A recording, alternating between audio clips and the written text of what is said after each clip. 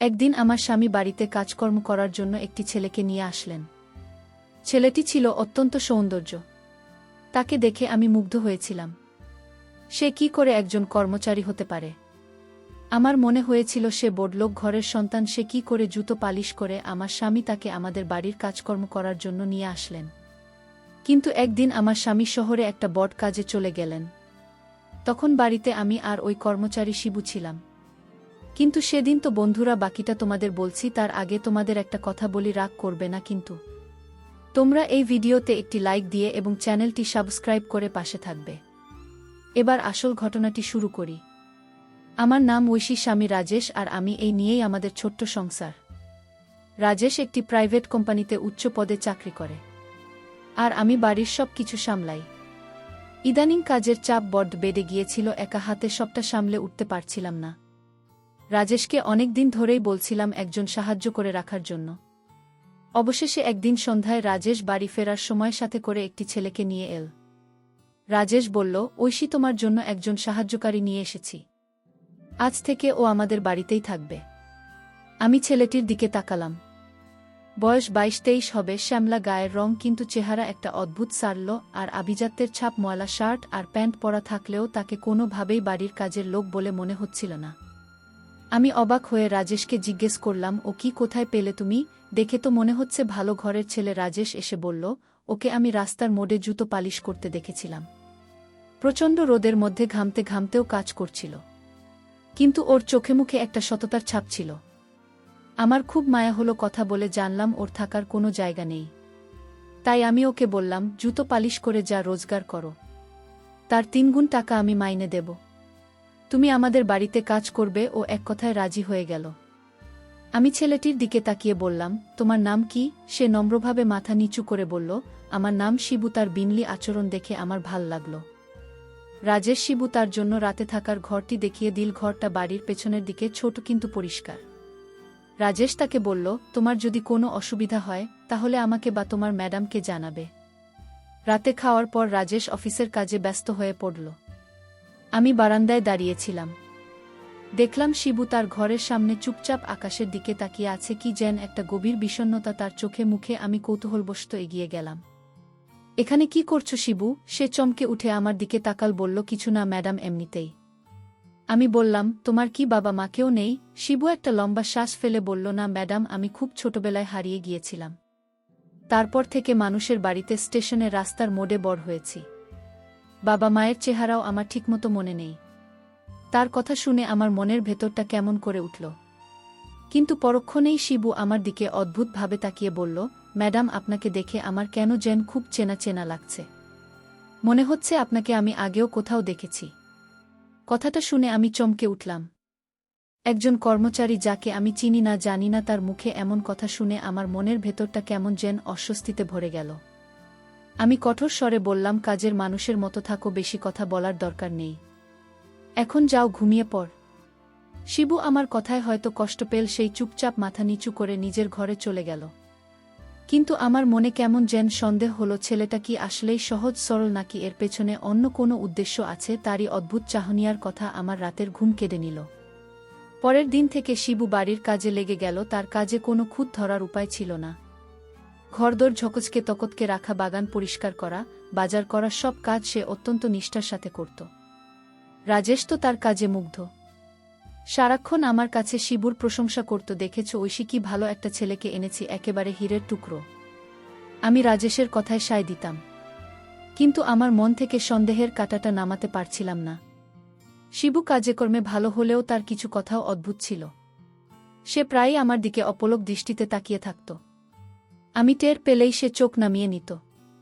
মাঝে মাঝে অনুমতি ছাড়াই বেশি কথা বলত, যা আমার অস্বস্তি বাড়িয়ে দিত। একদিন দুপুরে আমি আমার পুরনো অ্যালবামগুলো দেখছিলাম। আমার ছোটবেলার ছবি, বাবা মায়ের সাথে তোলা ছবি। হঠাৎ পেছনে কারো উপস্থিতি টের পেয়ে ঘুরে তাকালাম, দেখি শিবু দরজার পাশে দাঁড়িয়ে আছে। আমি কিছুটা বিরক্ত হয়ে বলে, তুমি এখানে কি করছো? অনুমতি ছাড়া আমার ঘরে ঢুকেছ কেন? শিবু ভয় পেয়ে বলল, মাফ করবেন ম্যাডাম, আমি আপনাকে ডাকতে এসেছিলাম। আপনি দুপুরের খাবার খাবেন কিনা তার জন্য এসেছিলাম। আমি কঠোরভাবে বললাম, দরজার বাইরে থেকে ডাক্তার পারতে, আর কখনো আমার অনুমতি ছাড়া ঘরে ঢুকবে না। সেই মাথা নিচু করে চলে গেল। কিন্তু আমি লক্ষ্য করলাম যাওয়ার আগে তার চোখ দুইটা অ্যালবামের উপর আটকে ছিল। আমার সন্দেহ আরও ঘনীভূত হল। তার উদ্দেশ্য পরিষ্কার নয় বলে মনে হচ্ছিল, নাকি অন্য কোনো উদ্দেশ্য। কয়েকদিন পর শিবু এসে আমাকে বলল, ম্যাডাম, আমাকে যে ঘরটা দিয়েছেন সেখানে আমার থাকতে একটু অসুবিধা হচ্ছে। আমি অবাক হয়ে বললাম, কেন, কি অসুবিধা? সে ইতস্তত করে বলল, ঠিক বলতে পারব না ম্যাডাম, ঘরটাতে ঢুকলে আমার কেমন যেন একটা অস্বস্তি হয়। মনে হয় এই পরিবেশটা আমার জন্য নয়। আমি তার কথা শুনে তার ঘরে গেলাম। চারপাশ ভালো করে দেখলাম, আলো বাতাসের কোনো কমতি নেই। ঘরটা পরিষ্কার, আমি কোনো সমস্যাই খুঁজে পেলাম না। আমার রাগ বেড়ে গেল। আমি বললাম, দেখো শিবু, আমি তোমার কোনো নাটক সহ্য করব না। যে ঘরে থাকতে দেওয়া হয়েছে সেখানেই থাকতে হবে। যদি বেশি সমস্যা হয় তাহলে তুমি কাজ ছেড়ে চলে যেতে পারো। আমার কথায় শিবু কষ্ট পেয়েছিল, তা তার মুখ দেখেই বোঝা যাচ্ছিল। সে আর একটাও কথা না বলে নিজের কাজকর্মে মন দিল। কিন্তু সেদিন রাতে আমি একটা অদ্ভুত স্বপ্ন দেখলাম। কর্মচারীর সেই ছেলেটি আমাকে বলল, ম্যাডাম, আমি আর আপনার বাড়িতে থাকব না, চাকরিও করব না, কারণ আপনি অনেক সন্দেহ করেন। আমার টাকার দরকার নেই, আমি চলে যাব ম্যাডাম, আমার চরিত্র অনেক ভালো। আপনি আমাকে শুধু শুধু সন্দেহ করেন। ঘুমটা ভেঙে যাওয়ার পর আমার সারা শরীর ভয় কাঁপছিল। এই স্বপ্নটা আমি আগেও কয়েকবার দেখেছি। সকালে ঘুম থেকে ওঠার পর থেকে আমার মনটা খারাপ ছিল। স্বপ্নের ঘটনাটা আমাকে ভীষণভাবে নাড়া দিয়ে গেছে। শিবুর কথা মনে পড়তেই আমার মন খারাপ হয়ে গেল। রাজেশ আমার অবস্থা দেখে জিজ্ঞেস করল, কি হয়েছে ঐশী, তোমাকে এমন চিন্তিত দেখাচ্ছে কেন? আমি তাকে স্বপ্নের কথা বললাম। রাজেশ আমাকে সান্ত্বনা দিয়ে বলল, এসব কথা ভেবে কষ্ট পেও না, যা হওয়ার তা হয়ে গেছে। কিন্তু আমার মন মানছিল না। সারাদিন আমি অন্যমনস্ক হয়ে রইলাম। এরই মধ্যে শিবির অদ্ভুত কথাগুলো আমার কানের মধ্যে বাজতে লাগলো। সন্দেহ আরও বেড়ে গেল। সে এখন আগের চেয়েও বেশি চুপচাপ থাকত। কিন্তু তার সেই অদ্ভুত চাহনিটা বদলায়নি। মাঝে মাঝে দেখতাম সে উঠোনের এক কোণে বসে কি যেন ভাবছে, তার চোখের কোণে জল চিকচিক করত। আমার মনে হতো এই ছেলেটা কোনো বড় রহস্য লোকাচ্ছে। একদিন আমি রাজেশকে বললাম, আমার শিবুকে নিয়ে খুব ভয় করছে। ওর কথাবার্তায় একদমই স্বাভাবিক নয়। আমার মনে হয় ও ভালো মানুষ নয়। রাজেশ আমার কথা উড়িয়ে দিয়ে বলল, ঐশী, তুমি অকারণে ওকে সন্দেহ করছো। ও খুব ভালো ছেলে, হয়তো ওর জীবনে অনেক কষ্ট আছে, তাই একটু চুপচাপ থাকে। তুমি ওর সাথে একটু ভালো করে কথা বলো, দেখবে সব ঠিক হয়ে যাবে। রাজেশের কথায় আমি আশ্বস্ত হতে পারলাম না। আমার মনে হলো রাজেশ বড্ড বেশি সরল, সে মানুষের রূপ দেখে বিশ্বাস করে ফেলে। আমি ঠিক করলাম শিবুর উপর কড়া নজর রাখব। এর কয়েকদিন পরেই রাজেশকে অফিসের জরুরি কাজে 3 দিনের জন্য শহরের বাইরে যেতে হলো। যাওয়ার আগে সে শিবুকে দেখে বলল, শিবু, কয়েকদিনের জন্য থাকব না, তুমি বাড়ির সব দায়িত্ব ঠিকমতো পালন করবে, আর ম্যাডাম এর খেয়াল রাখবে। শিবু মাথা নিয়ে সম্মতি জানালো। রাজেশ চলে যাওয়ার পর আমার মনের ভেতরটা কেঁপে উঠল। এই কদিন আমাকে এই অদ্ভুত লোকটার সাথে একা বাড়িতে থাকতে হবে। আমার ভয়টা শতগুণ বেড়ে গেল। আমি ঠিক করলাম এই সুযোগে আসল পরিচয় খুঁজে বের করতেই হবে। সে আসলে কে, কি চায় তা আমাকে জানতেই হবে। রাজেশ যাওয়ার প্রথম দিনটা কোনো অঘটন ছাড়াই কেটে গেল। শিবু বাড়ির কাজ নিঃশব্দে করে যাচ্ছিল, কিন্তু তার নীরবতা আমার কাছে আরও বেশি ভয়ের কারণ হয়ে দাঁড়িয়েছিল। আমার মনে হচ্ছিল এটা হয়তো বড় কোনো ঝড়ের আগের শান্ত অবস্থা। রাতে আমি নিজের ঘরের দরজা ভালো করে বন্ধ করে ঘুমালাম। আমার মনে হচ্ছিল আমি যেন নিজের বাড়িতেই একজন বন্দী। পরদিন দুপুরে আমি রান্নাঘরে কাজ করছিলাম। হঠাৎ বাইরে থেকে একটা চিৎকারের আওয়াজ পেলাম। আমি দৌড়ে বাইরে গেলাম। দেখি পাশের বাড়ির ছোট ছেলেটা খেলতে গিয়ে পুকুরে পড়ে গেছে এবং পানিতে পড়ে গিয়েছিল। সেখানে কেউ ছিল না। আমি সাঁতার জানি না, কি করব ভেবে পাচ্ছিলাম না। ঠিক সেই মুহূর্তে শিবু তার পাশেই কাজ করছিল। সে ঘটনাটা দেখতে পেয়ে এক মুহূর্ত দেরি না করে পুকুরে ঝাঁপ দিল। নিজের জীবনে ঝুঁকি নিয়ে এসে ছেলেটাকে পানি থেকে তুলে আনা। ততক্ষণে আশপাশের লোকজনও ছুটে এসেছে। সবাই শিবুর সাহসী প্রশংসা করতে লাগল। ছেলেজির মা এসে তো শিবুর পায়ে পড়ে কান্নাকাটি শুরু করে দিল। আমি দূর থেকে পুরো ঘটনাটা দেখলাম। যে ছেলেটাকে আমি এতদিন ধরে সন্দেহ করে এসেছি, সে আজ একটা বাচ্চার জীবন বাঁচাল। আমার মনের ভেতরের বিশ্বাসের দেওয়ালটা প্রথমবারের মতো নড়ে উঠল। একজন অসৎ বা খারাপ মানুষের পক্ষে কি এমন নিঃস্বার্থভাবে অন্যের জীবন বাঁচানো সম্ভব? আমার মনের মধ্যে একটা তুমুল দ্বন্দ্ব শুরু হলো। একদিকে আমার দীর্ঘদিনের সন্দেহ, অন্যদিকে শিবুর আজকের এই সাহসিকতা ভালো একটি কাজ, একটি শিশুর জীবন বাঁচানো। আমি কি তাহলে সত্যিই তাকে ভুল বুঝছি? সন্ধ্যায় আমি শিবুকে ডেকে বললাম, আজ তুমি যে কাজটা করেছ তার জন্য অনেক ধন্যবাদ। শিবু মাথা নিচু করে বলল, এটা আমার কর্তব্য ছিল ম্যাডাম।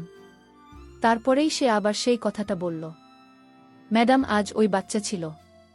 এটাকে বিপদে দেখে আমার নিজের ছোটবেলার একটা কথা মনে পড়ে গেল। আবছা আবছা মনে পড়ছে, আমিও যেন ঠিক এভাবেই কোনোদিন বিপদে পড়েছিলাম, আর কেউ একজন আমাকে বাঁচানোর জন্য ছটফট করছিল। তার কথা শুনে আমার মনের ভেতরটা ধক করে উঠল। আমার সেই পুরনো স্বপ্নটার কথা মনে পড়ল, যেখানে আমি আমার ভাইকে হারিয়ে ফেলেছিলাম।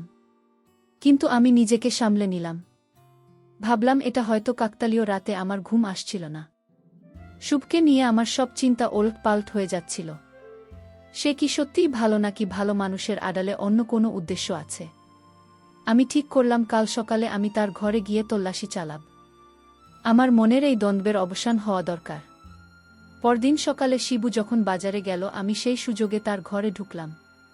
ছোট একটা ঘর, আসবাবপত্র বলতে একটা চৌকি আর একটা ছোট টেবিল, সবকিছু খুব গোছানো। আমি তার তোশকের নিচে, বালিশের নিচে খুঁজে দেখলাম, কিছুই পেলাম না।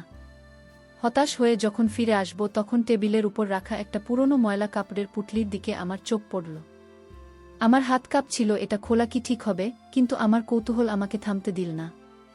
আমি সাবধানে পুঁটলিটা খুললাম। ভেতরে একটা মাত্র জিনিস ছিল, একটা পুরনো বিবর্ণ হয়ে যাওয়া ছবি। ছবিটা হাতে নিয়ে আমি অবাক হয়ে গেলাম। আমার পায়ের নিচের মাটি সরে যাচ্ছিল, কারণ ছবিটা ছিল আমার ছোটবেলার ছবি। আর আমার পাশে দাঁড়িয়ে থাকা ছোট ছেলেটা সেই ছিল আমার হারিয়ে যাওয়া ভাই শুভ। আমার মাথা ঘুরছিল। আমি ছবিটা হাতে নিয়ে টলতে টলতে নিজের ঘরে ফিরে এলাম। আমার বিশ্বাস হচ্ছিল না, এই ছবি শিবুর কাছে কি করে এলো? তাহলে কি শিবুই আমার হারিয়ে যাওয়া ভাই শুভ? আমার মস্তিষ্ক কোনোভাবে দুইটা বিষয়কে এক করতে পারছিল না। মনের ভেতরটায় আনন্দের চেয়েও বেশি ছিল বিস্ময় আর এক রাশ অপরাধবোধ। আমি সোফায় বসে কাঁপছিলাম। যাকে আমি এতদিন ধরে ভুল বুঝেছিলাম, তাকে অনেক কিছু ভেবে এসেছি, যার সাথে এত দুর্ব্যবহার করেছি, সে আমার নিজের রক্তের ভাই। আমি পাগলের মতো অপেক্ষা করছিলাম শিবুর বাজার থেকে ফেরার জন্য। প্রত্যেকটা মিনিট আমার কাছে একটা ঘন্টার মতো মনে হচ্ছিল। অবশেষে শিবু ফিরল। আমি তাকে দেখেই দৌড়ে তার সামনে গেলাম। আমার চোখ দিয়ে তখন অজরে জল পড়ছে। শিবু আমাকে ওই অবস্থায় দেখে ভয় পেয়ে গেল। সে জিজ্ঞেস করল, ম্যাডাম কি হয়েছে? আপনি কাঁদছেন কেন? আমি কি কোনো ভুল করেছি? আমি তার কথার উত্তর না দিয়ে কাঁপা কাঁপা আর্তে ছবিটা তার সামনে ধরে বললাম, এই ছবি তুমি কোথায় পেলে? শিবু ছবিটা আমার হাতে দেখে শিবু চমকে উঠল। তার মুখটা ফ্যাকাশে হয়ে গেল। সে মাথা নিচু করে বলল, ম্যাডাম এটা আমার কাছেই ছিল। এটা আমার দিদির ছবি। আমি যখন ছোট ছিলাম তখন দিদির সাথে এই ছবিটা তুলেছিলাম। কিন্তু একদিন একটা মেলায় গিয়ে আমি দিদির কাছ থেকে হারিয়ে যাই। তারপর থেকে এই ছবিটাই আমার একমাত্র সম্বল। আমি আর নিজেকে ধরে রাখতে পারলাম না। কান্নায় ভেঙে পড়ে বললাম, এই ছবিতে থাকা ছেলেটা কি তুমি? শিবু অবাক হয়ে আমার দিকে তাকিয়ে বলল, হ্যাঁ ম্যাডাম। আমি চিৎকার করে কেঁদে উঠলাম। বললাম, আর আমাকে ম্যাডাম বলিস না রে, আমি তোর দিদি, আমি তোর ঐশী দিদি, আর তুই আমার ভাই শুভ। শুভ অর্থাৎ শিবু। আমার কথা শুনে পাথরের মতো দাঁড়িয়ে রইল। তার চোখ দুইটা বিস্ময়ে বড় বড় হয়ে গেল। আমি কাঁদতে কাঁদতে বললাম, আমার সব মনে পড়েছে। ছোটবেলায় আমি তোকে মেলায় নিয়ে গিয়েছিলাম। আমার অসাবধানতার কারণে তুই ভিড়ের মধ্যে হারিয়ে গেলি। বাবা মা আর আমি তোকে কত খুঁজেছি। তুই আমাদের মায়ের পেটের আপন ভাই। শুভরও চোখ দিয়ে এবার জল গড়িয়ে পড়ল। গলায় বলল, দিদি তাই তো তোমাকে দেখে আমার এত চেনা মনে হতো। তোমার গলার স্বর, তোমার চোখ, সবকিছু আমার কাছে পরিচিত লাগতো, কিন্তু আমি কিছুতেই মনে করতে পারছিলাম না। আমি তোকে কর্মচারী ভেবে কত সন্দেহ করেছি, কত অপমান করেছি। ভাই তুই আমাকে মাফ করে দে। শুভ কেঁদে বলল, না দিদি, তুমি কোনো ভুল করনি, আমার ভাগ্যটাই খারাপ। সেদিন আমাদের দুই ভাই বোনের কান্নায় বাড়ির দেয়ালগুলো যেন ভিজে গিয়েছিল। আমি সঙ্গে সঙ্গে বাবা মাকে ফোন দিলাম। তাদের জানালাম আমি আমাদের শুভমকে খুঁজে পেয়েছি। ফোনের উপাস থেকে বাবা মায়ের কান্নার আওয়াজ শুনতে পেলাম। বিশ্বাসই করতে পারছিলেন না। কয়েক ঘন্টা পর রাজেশও ফিরে এল। বাড়ির পরিস্থিতি দেখে সে অবাক হয়ে গেল। আমি যখন তাকে সবটা খুলে বললাম, তখন সেও আনন্দে আত্মহারা হয়ে গেল। আমি প্রথম দিনে বুঝেছিলাম তুমি কোনো সাধারণ মানুষ নাও। সেদিন বিকেলে আমি আর রাজেশ মিলে শুভকে নিয়ে আমাদের বাবা মায়ের কাছে গেলাম। এত বছর পর হারিয়ে যাওয়া ছেলেকে ফিরে পেয়ে তাদের যে আনন্দ, তা ভাষায় প্রকাশ করার মতো নয়। আমাদের পরিবার আবার সম্পূর্ণ হলো। আমি আমার স্বামীকে ধন্যবাদ জানালাম, আমার ভাইকে আমার কাছে ফিরিয়ে দেওয়ার জন্য। আমার মন থেকে সব সন্দেহ, সব অপরাধবোধ দূর হয়ে গেল। এখন আমার ভাই আমার পাশেই আছে। আমাদের পরিবার এখন অনেক হাসিখুশিতে আছে। বন্ধুরা, আজকের গল্পটি কেমন লাগলো তা অবশ্যই কমেন্ট করে জানাতে ভুলবেন।